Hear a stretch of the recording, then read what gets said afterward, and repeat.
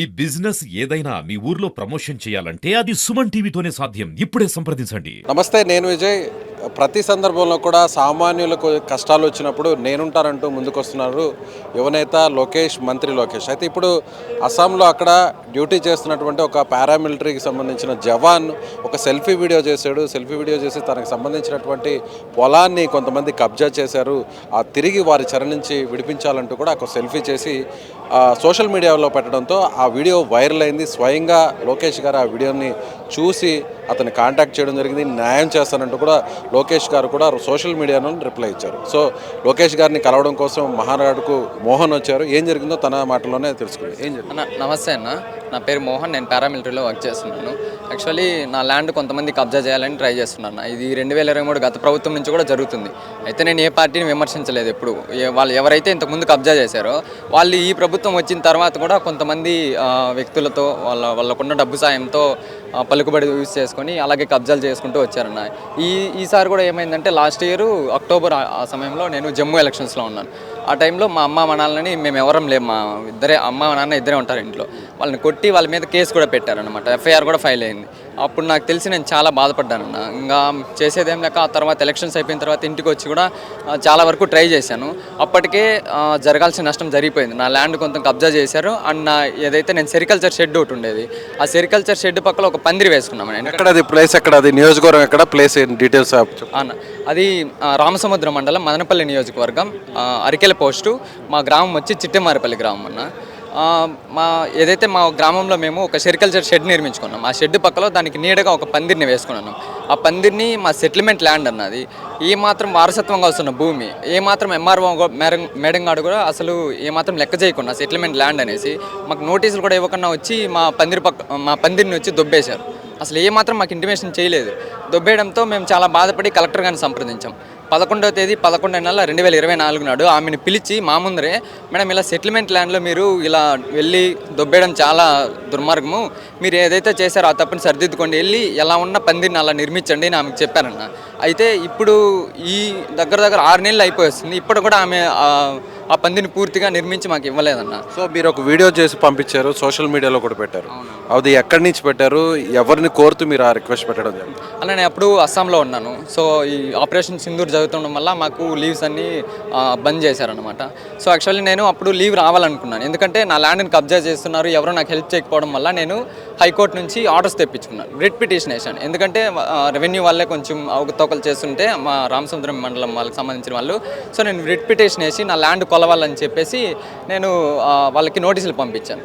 So దాని ప్రకారం వాళ్ళు కొలవడానికి వచ్చారు. కొలవడానికి వస్తే ఆపోజిట్ వాళ్ళు ఎవరైతే కబ్జా చేయడానికి ప్రయత్నించారో వాళ్ళ దగ్గర ఎలాంటి డాక్యుమెంట్స్ లేవు. నా పక్కా డాక్యుమెంట్స్ ఉన్నాయి. ఒకటికి 10 సార్లు కావాలంటే మళ్ళీ ఇప్పుడు చెప్తున్నాను, వెరిఫై చేసుకోండి. వాళ్ళకి ఏ హక్కులు లేని వాళ్ళు వచ్చి అబ్జెక్షన్ చేస్తున్నారనేసి. సమస్య అంతా కూడా ఓకే. మీరు ఎవరికి ఈ సమస్యని సోషల్ మీడియాలో ఎవరికి ఉద్దేశిస్తూ మీరు పోస్ట్ చేశారు? మీకు ఎలాంటి రెస్పాన్స్ వచ్చింది? అలాగే ఇప్పుడు ఇక్కడికి ఎందుకు వచ్చారు?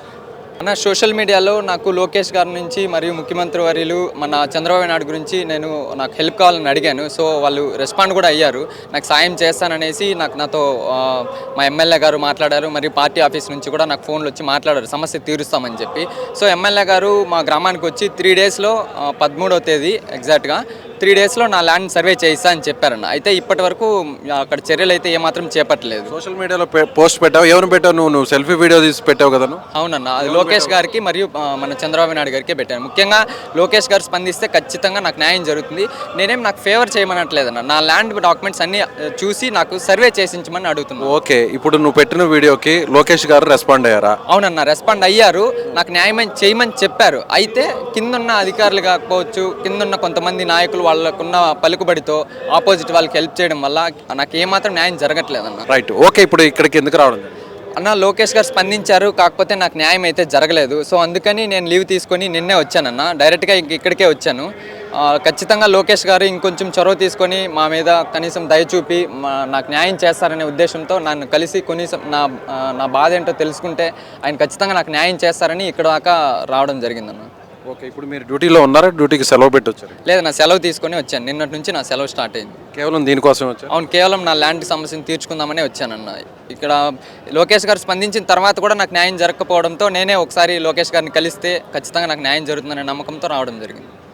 ఇప్పుడు ఆపరేషన్ సింధూర్ టైంలో ఇప్పటికి కూడా మిలిటరీ పారామిలిటరీ చేసిన సేవలను అంతా దేశం అంతా గుర్తుంచుకునింది. సో ఆ టైంలో వార్ జరిగే టైంలో నువ్వు ఒక పోస్ట్ పెట్టడం నిజంగా అంత బాధ కలిగించేటువంటి ఇష్యూనా ఇది? అన్న నిజమే అన్న, ఎందుకంటే ఇది లాస్ట్ 2023 గత ప్రభుత్వం నుంచి జరుగుతుంది. అయితే ఈ ప్రభుత్వం వచ్చిన తర్వాత లాస్ట్ అక్టోబర్ నుంచి అయితే ఇంకా ఉధృతికి వెళ్ళిందన్న. మా అమ్మ నాన్న మీద కూడా కేసు ఫైల్ చేయడం ఇలా చేస్తూ ఉంటే ఇంకా తట్టుకోలేక చాలా ప్రయత్నాలు చేసాం. ఈవెన్ హైకోర్టుకు కూడా వెళ్ళాం. హైకోర్టు నుంచి ఆర్డర్స్ కూడా తెప్పించుకున్నాం, ఈవెన్ నా భూమి సర్వే చేస్తారని. అప్పుడు కూడా చేయనివ్వట్లేదు.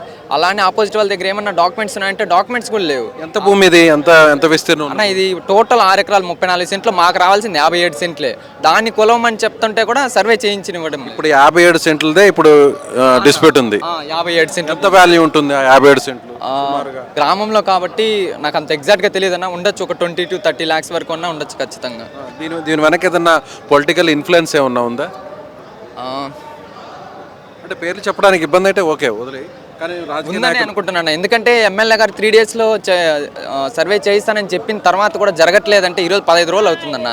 అయినా కూడా న్యాయం జరగట్లేదంటే ఖచ్చితంగా ఉన్నట్టే అని ఇంకా నేను అనుకుంటున్నాను. ఉంది కూడా అన్న, కానీ నేను చెప్పలేకపోతున్నాను, అర్థం చేసుకో. సో ఇప్పుడు ఆ టైంలో నువ్వు ఒక వీడియో చేసావు కదా, చాలా ఎమోషనల్ అయి నువ్వు వీడియో చేసావు, ఎందుకు చేయాలనిపించింది అన్న? అన్న మేము సరిహద్దుల్లో ప్రాణాలకు తెగించి దేశం కోసం అక్కడ డ్యూటీలు చేస్తుంటామన్న.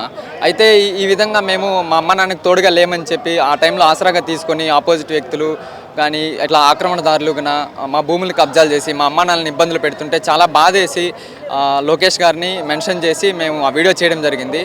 ఖచ్చితంగా లోకేష్ గారిని ఇప్పుడైనా కలిసి నాకు న్యాయం జరుగుతుందని కలిస్తే అందుకోసం ఇక్కడికి వచ్చాను. ఇలా నేరుగా మధ్యలో వ్యక్తులు ఎవరు కాకుండా నేరుగా లోకేష్ గారిని కలవాలి, ఆయనకున్న విషయాన్ని అంతా కూడా చెప్పాలనే ఉద్దేశంతో ఇక్కడికి వచ్చారు. అవునన్నారు, కేవలం లోకేష్ గారిని కలిస్తే కానీ నా సమస్య తీరదు. ఎందుకంటే 3 daysలో ఎమ్మెల్యే గారు సర్వే చేయిస్తానని చెప్పిన తర్వాత కూడా 15 రోజులు అవుతుంది, అవ్వలేదు. సో ఇది లోకేష్ గారిని కలిస్తే కానీ నా సమస్య ఖచ్చితంగా తీరదన్న. అందుకనేసి ఆయన కలవడానికే వచ్చాను. రైట్, ఇది మహానాడుకి నేరుగా ఒక మిలిటరీకి సంబంధించినటువంటి పారామిలిటరీకి సంబంధించిన సోల్జర్ మోహన్ వచ్చారు. సో తను సోషల్ మీడియాలో ఒక పోస్ట్ పెట్టాడు, లోకేష్ గారు నా భూమిని కాపాడండి అంటూ. ఆపరేషన్ సింధూర్ టైంలో ఈ మోహన్ ఒక సోషల్ మీడియాలో పోస్ట్ పెట్టడం జరిగింది. వెంటనే లోకేష్ గారు కూడా రెస్పాండ్ అయ్యారు, మోహన్కి న్యాయం జరుగుతుందంటూ కూడా ఆయన హామీ ఇచ్చారు. అయితే కింది స్థాయి ఉన్నటువంటి ఉద్యోగులు అధికారులు వచ్చారు, నామమాత్రంగా వచ్చి వెళ్ళారు తప్ప తమ సమస్యకు పరిష్కారం దక్కలేదు. మళ్ళీ కూడా ఈ విషయాన్ని లోకేష్ గారి దృష్టికి తీసుకురావాలనేటువంటి ఉద్దేశంతోనే నేరుగా మదనపల్లి నుంచి ఇక్కడికి వచ్చాను. అలాగే డ్యూటీకి కూడా సెలవు పెట్టుకొని ఇక్కడికి రావడం జరిగిందని మోహన్ చెప్తున్నాడు.